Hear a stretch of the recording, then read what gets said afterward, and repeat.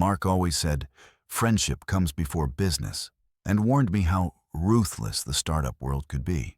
He was there when I developed my prototype, helped me meet investors, even helped me set up my office. What he didn't know was that his naive friend had actually studied patent law and had been documenting his every move. I wasn't just building a startup. I was building a case against my best friend. In just 60 days, his $3 million funding round would collapse and his company would face federal fraud charges, all because he underestimated the guy he'd known since freshman year. I was sitting in Mark's Tesla outside TechCrunch Disrupt, watching him practice his pitch through the windshield reflection. My prototype, the one he'd improved and was about to present as his revolutionary idea, sat loaded on his laptop. The irony was perfect. Here I was, giving him last-minute moral support before he unknowingly destroyed his entire future. But what I didn't know was that Mark's betrayal went deeper than I'd imagined, and the next 30 minutes would reveal the full scope of his deception. What I also didn't know was that 3 investors in the audience had already received my legal documentation proving ownership of the technology he was about to pitch. My name is David Chen, 27 years old, and until 8 months ago, I thought Mark Rivera was my closest friend. We'd been roommates at Stanford, started our first terrible business venture together, a campus food delivery service that lasted exactly 3 weeks, and had supported each other through every career move since graduation. Mark worked at a mid-tier consulting firm in San Francisco, while I bounced between coding jobs, trying to save enough money to fund my own tech company. We'd meet every Friday at the same sports bar in Soma, drinking overpriced IPAs and talking about our dreams of building the next unicorn startup. "You're too good for those corporate coding gigs," Mark would say, gesturing with his beer. "You should be building something revolutionary, not debugging other people's mistakes." He was right, of course. I'd been developing an AI-powered project management tool in my spare time, something that could predict a project delays and resource needs with unprecedented accuracy. The algorithm I'd created was genuinely innovative, combining machine learning with workflow psychology in ways no one had attempted before. Mark was my first beta tester, my sounding board, my biggest cheerleader. He'd spend hours reviewing my code, suggesting improvements, connecting me with people in his network who might be interested in investing. When I finally quit my day job to work on the startup full-time, Mark was the one who convinced me I was ready. "This is going to change everything," he told me the night I showed him the completed prototype. "You're going to revolutionize how teams work together." I trusted him completely. Why wouldn't I? We'd been through college together, lived through breakups and job rejections and family drama. He was the brother I'd never had, the person who knew all my insecurities and supported me anyway. What I didn't know was that Mark had been planning to steal my life's work from the moment I first showed him the code. The signs were there, I realize now. The way he'd insist on reviewing every update to my algorithm. His sudden interest in intellectual property law, which he claimed was just curiosity about the tech industry. The questions about my funding timeline that felt a little too detailed, too strategic. But when you trust someone completely, you rationalize away the red flags. You tell yourself they're just being thorough, just being a good friend who wants to help you succeed. I should have known better. But then again, Mark was counting on exactly that level of trust. But I had no idea what the real game was. The first hint came from an unexpected source, LinkedIn. I was scrolling through my feed one Tuesday morning when I saw a post from TechCrunch about 10 startups to watch. Number 7 was a company called Flow Genius, founded by someone named Marcus Rivera. The description made my blood run cold. AI-powered project management tool that predicts delays and optimizes resource allocation using revolutionary machine learning. It was my product. Every feature, every selling point, even some of the exact language I'd used in my own pitch deck. But the name on the company registration wasn't mine. It was Mark's, using his full first name instead of the nickname I'd known him by for 6 years. I stared at my laptop screen in my cramped studio apartment, the same place where Mark had helped me debug code and plan my company strategy. The same kitchen table where we'd celebrated when my algorithm finally achieved 94% accuracy in beta testing. The same couch where he'd listened to me worry about funding and assured me that the right investors would recognize the value of what I'd built. My hands were shaking as I clicked through to Flow Genius's website. Professional design, comprehensive feature descriptions, even testimonials from beta testers I'd never heard of. It looked like a legitimate company that had been in development for months. But the core technology, the machine learning algorithm that made everything possible, was mine. Code I'd written late at night in this same apartment. Solutions I'd worked out during long walks around the city. Innovations that had cost me 2 years of my life and every dollar I'd saved. If you were me, would you confront him immediately, or would you dig deeper first? I chose to dig deeper. Something about the professional polish of Flow Genius's presentation made me suspect this wasn't just Mark stealing my idea on impulse. This looked planned, systematic, coordinated. Over the next 3 days, I conducted my own investigation. What I found was worse than simple theft. It was a calculated betrayal that had been months in the making. Mark had registered Flow Genius 6 weeks after I'd first shown him my prototype. He'd applied for provisional patents on core features of my algorithm using slightly modified descriptions. He'd even reached out to several investors I'd mentioned wanting to approach, positioning himself as the sole founder of breakthrough technology. But the most damaging discovery was in my own computer's activity logs. Mark had been copying files from my laptop during our debugging sessions, systematically downloading every version of my code, every design document, every piece of intellectual property I'd created. The friend who'd helped me set up my development environment had used that access to rob me blind. But what Mark didn't know was that I'd been more careful than he'd realized, and his systematic theft was about to become systematic evidence in a federal case. While Mark was busy building his company on my stolen foundation, I was quietly building something else, an airtight legal case that would destroy everything he'd taken from me. The first call I made was to Jennifer Walsh, a patent attorney I'd researched during my original startup planning. I'd never contacted her before because patent filing felt premature for a company that didn't exist yet. Now it felt like my only lifeline. "How long ago did you complete your original algorithm?" Jennifer asked during our emergency consultation. 2 years ago for the core functionality, refinements up until last month. "And you have documentation of your development process?" I almost laughed. "I'm a programmer. I document everything. Git commits, design notes, test results, performance benchmarks. Every version of the code has timestamps and change logs." Jennifer's smile was predatory. "David, if what you're telling me is accurate, your friend hasn't just committed theft. He's committed federal fraud by filing false patent applications and making material misrepresentations to investors." Over the next 2 weeks, Jennifer and I constructed a comprehensive legal strategy. We filed emergency provisional patents on every aspect of my technology that Mark hadn't already claimed. We documented the timeline of his access to my systems and his subsequent filings. We even discovered that his original patent applications contained identical comments and variable names from my source code. But the most devastating evidence came from Mark himself. In his investor pitch deck, he'd claimed 18 months of development time and included screenshots of development milestones that I recognized as my own work. He'd even used charts and performance metrics that I'd created during my testing phases. The hubris was staggering. Mark had stolen my work so completely that he'd forgotten to remove the digital fingerprints that proved I was the original creator. But we needed more than just proof of theft. We needed to catch him in the act of defrauding investors with my stolen technology. That's when Jennifer suggested something that would have seemed impossible a month earlier. What if we let him pitch to investors, but make sure the right people are in the room to witness his false claims? The plan was elegant in its simplicity. Mark was scheduled to present at TechCrunch Disrupt in 3 weeks. We would attend as observers, document his presentation, and then provide investors with irrefutable proof that the technology he was pitching belonged to someone else. But first, we had one more card to play, and Mark was about to hand it to us personally. 3 days before TechCrunch Disrupt, Mark called me with an invitation that revealed the true depth of his deception.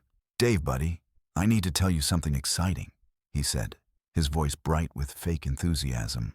"Remember that AI project management idea we used to talk about? I finally figured out how to make it work, and I'm pitching it at Disrupt this week. Want to come watch me present?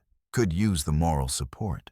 The audacity was breathtaking. He was actually inviting me to watch him steal my life's work, presenting it as if he'd done me a favor by figuring out how to make my own creation functional. "That's incredible, Mark," I managed, keeping my voice steady. "I'd love to hear how you solved the machine learning optimization problem. That always seemed like the hardest part." "Yeah, it took me months to crack that algorithm," he replied, describing the exact solution I'd developed and shared with him 2 years earlier. "But once I figured out the neural network architecture, everything else fell into place." We arranged to meet for coffee the morning of his presentation. I told him I wanted to hear all about his breakthrough before he pitched it to investors. What I really wanted was to record him claiming ownership of my work in his own words. The cafe in downtown San Francisco was busy enough to provide cover for our conversation, but quiet enough that my recording device, legally positioned on the table between us, would capture every word clearly. Jennifer had coached me on exactly what questions to ask to establish Mark's false claims of ownership. "So walk me through your development process," I said, stirring my coffee with practiced casualness. "When did you first come up with this idea?" Mark launched into a detailed timeline that was completely fabricated. According to his version of events, he'd conceived of the AI project management tool during a consulting project 18 months ago, developed the core algorithm in his spare time, and had been testing prototypes with beta users for the past 6 months. Every detail was a lie. Every timeline was stolen from my actual development process. Every technical breakthrough he described was something I'd achieved and shared with him during our weekly dinners. But the most damaging moment came when he showed me his laptop screen, proudly displaying the Flow Genius interface that was built entirely on my stolen code.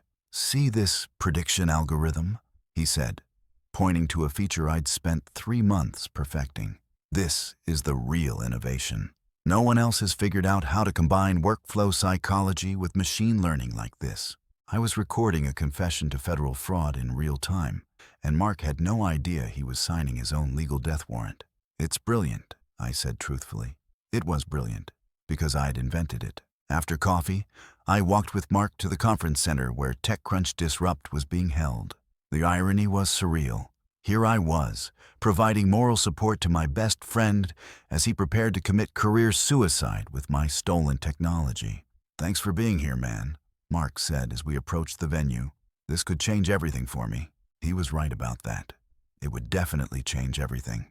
But what happened next would prove that sometimes the best revenge is simply letting someone destroy themselves with their own arrogance. Tech Disrupt's main stage was packed with investors, journalists, and startup founders, all waiting to see the next big breakthrough in technology. I sat in the back row, watching Mark adjust his microphone and load his presentation with the confidence of someone who believed he'd outsmarted everyone in the room. What Mark didn't know was that 3 of the investors in the front row had already received packages from Jennifer Walsh containing my original patent filings, development documentation, and time-stamped proof that every piece of technology he was about to present belonged to me. "Ladies and gentlemen," Mark began, his voice carrying the practiced enthusiasm of a seasoned presenter, "I'm here to introduce Flow Genius, the AI-powered project management revolution that's going to change how teams work forever." I watched him click through slides that contained my screenshots, my performance metrics, my innovation. The presentation was flawless because it was based on 2 years of my work, my research, my breakthroughs. Mark delivered it with the passion of someone who truly believed he'd created something revolutionary. The Q&A session that followed was where everything started to unravel. "This is impressive technology," said Sarah Kim from Sequoia Capital, one of the investors Jennifer had briefed. "Can you walk us through your development timeline? When did you first conceive of this approach to machine learning?" Mark confidently repeated the fabricated timeline he'd given me over coffee. claiming 18 months of development time and describing technical breakthroughs that had actually taken me 2 years to achieve. Interesting, Sarah continued, because we received some documentation suggesting a different timeline for this technology's development. Are you familiar with the work of David Chen? The color drained from Mark's face.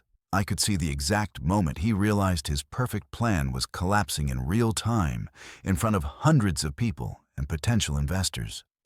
David is a friend of mine, Mark stammered. We've discussed AI concepts, but Flow Genius is entirely my original work.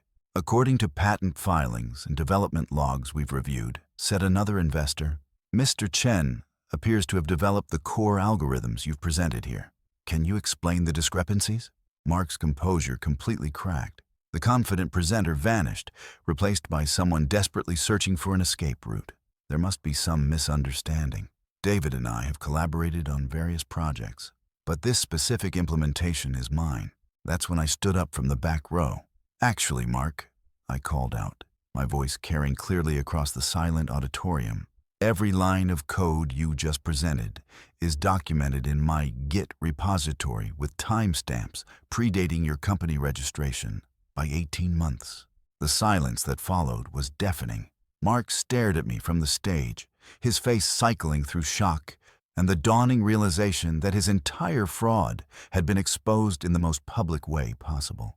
Ladies and gentlemen, I continued, walking toward the stage, my name is David Chen, and I'm the actual creator of the technology you just witnessed.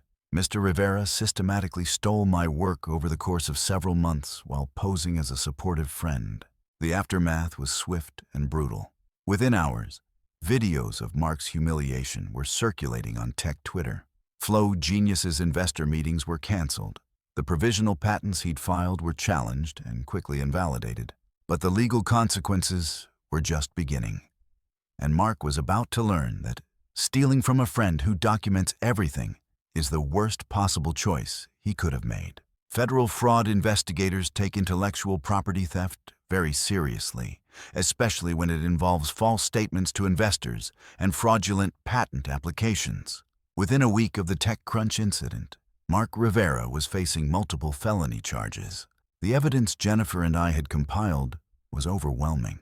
Git logs proving my creation of the technology, email threads where Mark had requested debugging help while secretly copying files, screenshots of his investor presentations containing my proprietary code, even the recording of him falsely claiming ownership during our coffee meeting. But the most damaging evidence was Mark's own digital footprint. His laptop contained every version of my stolen code, along with notes about how to modify my work to avoid detection. He'd even kept a document outlining his timeline for stealing my technology and launching his competing company. The arrogance that had led him to invite me to watch his presentation had also led him to document his own crime in meticulous detail. Flow Genius collapsed within 2 weeks. The $3 million in seed funding was returned to investors. Mark's consulting firm terminated his employment. His professional reputation in the tech industry was destroyed so completely that former colleagues actively distanced themselves from him on social media. 6 months later, Mark pled guilty to federal fraud charges and was sentenced to 18 months in prison, plus restitution. But the financial judgment was largely symbolic. He'd already spent most of the stolen funding on the startup that no longer existed. The real victory was personal and professional vindication. Using the evidence from our case, I successfully launched my own version of the project management tool. Several investors who had witnessed Mark's humiliation at TechCrunch reached out directly, impressed not just by the technology, but by the way I'd handled the theft. We invest in founders, not just products. One venture capitalist told me during our someone who can outmaneuver theft and expose fraud while maintaining their integrity is exactly the kind of person we want to back. My legitimate company, which I named Flow True as a deliberate reference to the truth Mark had tried to steal, received $2.8 million in Series A funding, almost exactly what Mark had fraudulently raised with my stolen work. But the most satisfying moment came when Flow True's AI algorithm was featured on the cover of Wired magazine as The project management revolution that almost got stolen.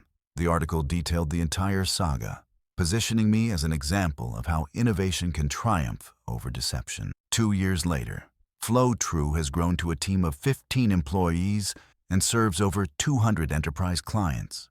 The algorithm I developed in my studio apartment now helps thousands of teams work more efficiently, generating the kind of positive impact I had always dreamed of creating. Mark, meanwhile, served his sentence and was released to a job market that had completely forgotten about him. The tech industry has a long memory for fraud, and his name remains synonymous with startup theft. According to mutual acquaintances, he now works in sales at a small insurance company, far removed from the innovation ecosystem he'd tried to exploit. I don't feel satisfaction about his downfall, just relief that justice was served and other founders were protected from similar theft. The startup world is competitive enough without friends becoming predators. The friendship we'd built over 6 years died the moment Mark decided my work was worth more to him than our relationship. But in a strange way, his betrayal taught me valuable lessons about trust, documentation, and the importance of protecting intellectual property from the very beginning of the development process. I still meet founders for coffee and offer advice about building startups. But now I'm much more careful about who sees my code before it's properly protected. Mark's theft made me more cautious, but it also made me stronger and more strategic. The startup world can be ruthless, just like Mark always warned me. He just never mentioned that sometimes the ruthlessness comes from the people closest to you. Looking back, I realize Mark's biggest mistake wasn't just stealing my work. It was underestimating my ability to fight back. He saw someone who trusted easily and assumed that meant someone who would be defeated easily. He confused kindness with weakness and friendship with naivety. But the most revealing thing about Mark's theft was how completely he'd planned it. This wasn't an impulsive decision or a moment of weakness. He'd systematically gained access to my work, studied my development process, and calculated exactly how to steal my innovation while maintaining plausible deniability. The level of premeditation made his betrayal even more devastating, but it also made the legal case against him ironclad. When someone documents their own crime that thoroughly, justice becomes inevitable. Have you ever trusted someone completely only to discover they were planning to betray you the entire time? The startup world is full of people who see relationships as opportunities rather than genuine connections. Sometimes the best revenge isn't plotting elaborate schemes.